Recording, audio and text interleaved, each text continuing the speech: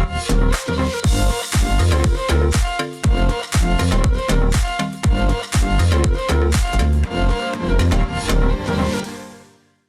everybody, welcome back to Texas Reloading Room. My name is Justin, and today I want to come over to the computer for a little bit and show you how I use Fusion for what I do here. Fusion is probably one of the best pieces of software that I've ever come across, and the best part is you can get a hobbyist license for Fusion for free.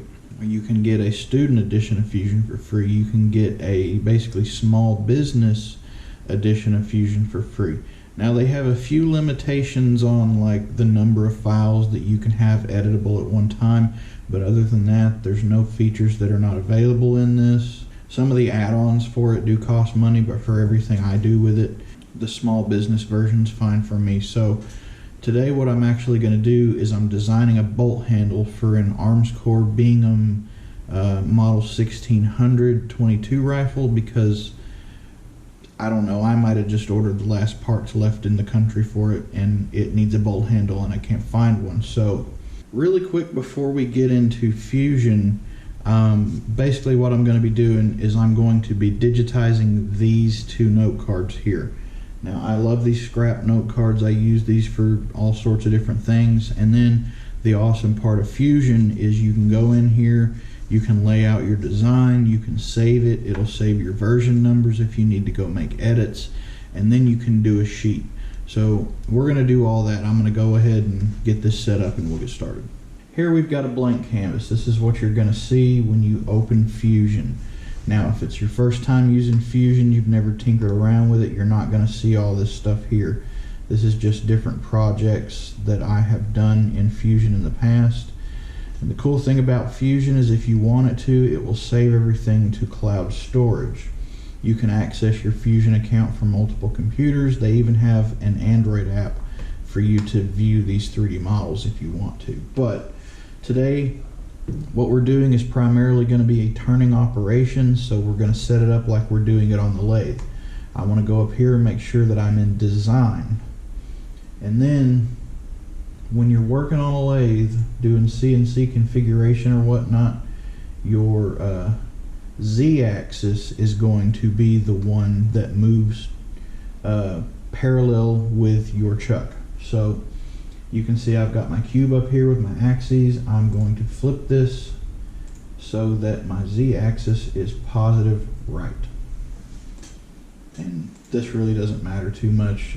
If you're setting it up for CNC, if I'm not mistaken, X positive is going to be into the work. I don't remember. It's been a while since I've done CNC. But anyway, it's not a big deal. This is going to be for manual only. And if you want to later, you can go in and change the way your axes are oriented on your machining. So anyway, so we've got Z positive to the right. I'm going to create a sketch, and we're going to create a sketch on this plane. And we always start with a sketch. Okay, sketch is going to be the 2D component, and I'll show you why we do that. So I'm going to cheat a little bit. I've actually already designed this, so I'm going to use the same measurements. Anyway, so I know my overall length of my part is going to be 1 inch 380 thousandths. So the way to move this to is, if you want, you can zoom out by scrolling your wheel forward and zoom in by scrolling it down, and it's going to zoom in or out on wherever your mouse is focused. So this is our center point. I'm going to draw a line, first point here, and I'm going to bring this over and I'm going to push in 1.38. Okay, and that's the overall length of our part. Next, the real tricky thing here is we're doing a sketch. You could basically pretend like this is a quarter. So all of these measurements, we're going to divide them in half. So we're basically drawing the top half of this design. So rather than the entire 0.6 that our handle is going to be, we're going to go up 0.3. Okay. And then from there, the bolt handle itself, the portion that you grab, is going to be 400 thousandths. Now, so these horizontal aspects, those are going to be full distance. The vertical aspects, we're going to treat those as radii instead of diameters. And then our next diameter is 370 thousandths, so we need to split that in two. So let me get my calculator up here real quick. It's still early in the morning, so from here then what we're going to do, you can do this one of two ways. Usually what I do is I'll come up here and if you do it just right, you can trace that down. It'll give you the point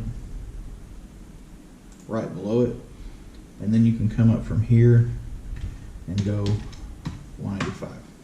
Okay. Now you want to complete that, and I'll show you why here in a minute. Okay. But this is just going to give us a point to reference off of right here. And then from there, we're going to go in 0.2 for 200 thousandths.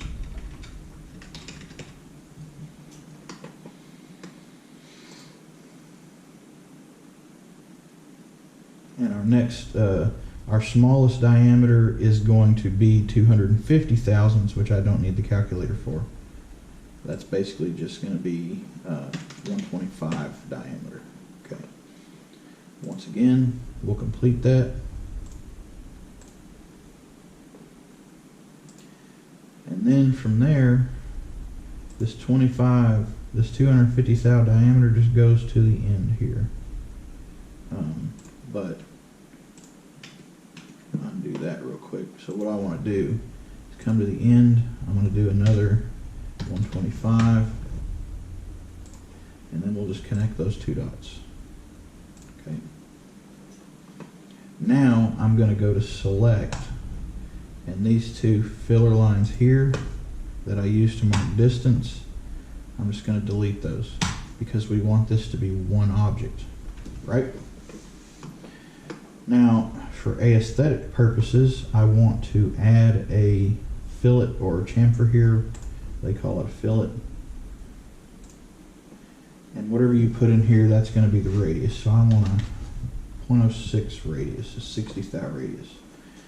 And then we can finish sketch. Now, to get this out of 2D, right now it's just a flat plane, a 2D plane.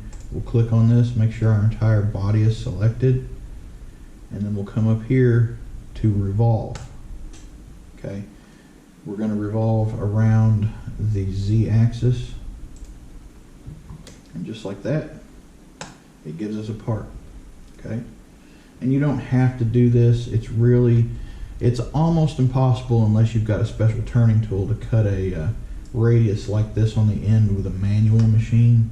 Generally what you can do is you can just do like a 45 or a 60 degree chamfer or something like that. That's fine. That's mostly just for clearance. So the next step, and this is just raw, I'm not adding all the tiny little features. Like this is either going to get some grooves in it or it's going to get some knurling on it. This piece right here, the reason that's bigger, this is actually a stop. If you've ever worked with some of these semi-auto 22s, they'll actually have a place in the back of the receiver for this to push in, and that'll lock the bolt open. Next thing I need to do, I need to cut a groove right here for the firing pin to ride in. And the firing pin's also what's going to keep this from just popping out of the bolt. So to do that, I want to create another sketch. I'm going to sketch here. What I'm trying to do is create that flat spot. So let's go back a couple of steps.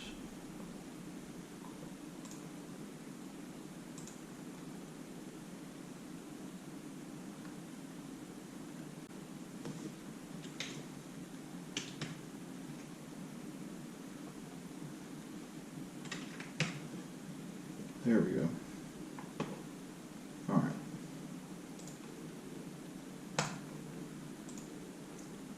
Now, I'm going to go down 60 thou. No. 250 for the cutout and 60 thousandths deep. All right. Now that should give me what I want. Let's finish the sketch.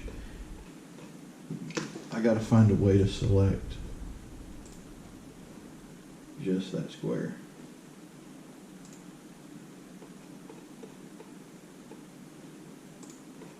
Okay. Now we're going to extrude that by 125. And what that's going to do is cut out half of the groove. Okay. So let's do this again. Extrude negative 125. Now for some reason it's leaving us a little. Okay, I can fix that though. So let's redo, and then I can extrude this.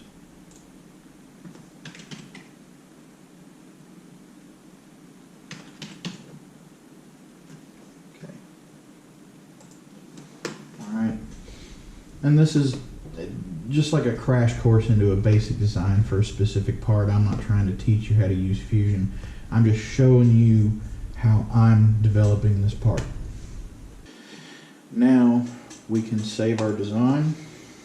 We'll save this. Save it as whatever you want. I'm going to save this as, since I've already got a legitimate design for it. Now we can go, say if you're going to go to manufacturing and you're doing this on a CNC, you can actually go to manufacture.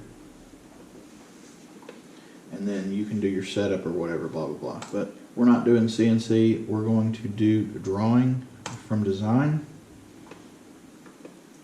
And you can set your options here. ASME or ISO standard, we're going to use inches for the unit. Sheet size, B is the most common. If you're using an 8.5 by 11, you can go to A.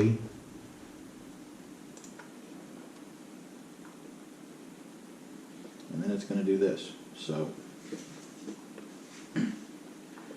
what we'll do is find whichever orientation is going to show us what we want to see.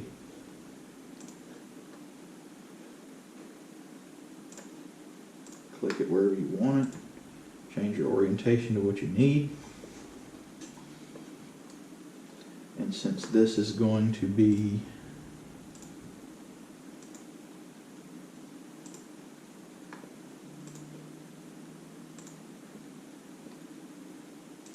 we can rotate that.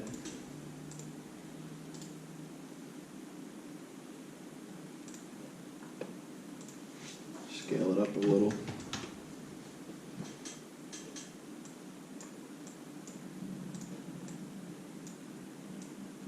And then move it to wherever we want. Okay. So this is going to be 4 times scale. Down here is where you would do your material declarations and your author stuff and all that different sort of thing. Since this is just for our purposes, I'm going to leave all that blank. And then I'll do my dimensioning. And this will generally take care of itself. So we can just do the dimensions here to check, to sketch our dimensions out. You see you've got different options. Most of what we're doing here is going to be linear dimension. So, I mean, if it really makes you picky if you don't have a radius symbol on one of them, no big deal, I don't care. So, we'll do the radius dimension there. Now let's get our overall length.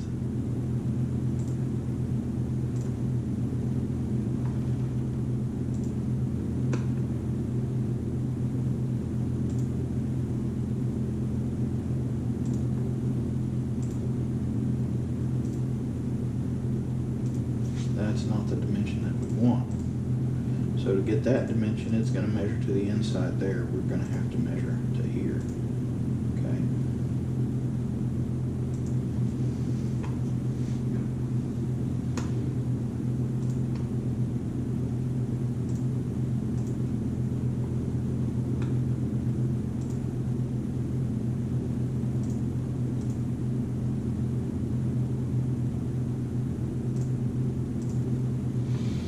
And if you're actually doing this for somebody, they might have specific requirements for how you do this. I'm just kind of showing you how things work. So once you think you've got all the dimensions that you need, double check everything, make sure. And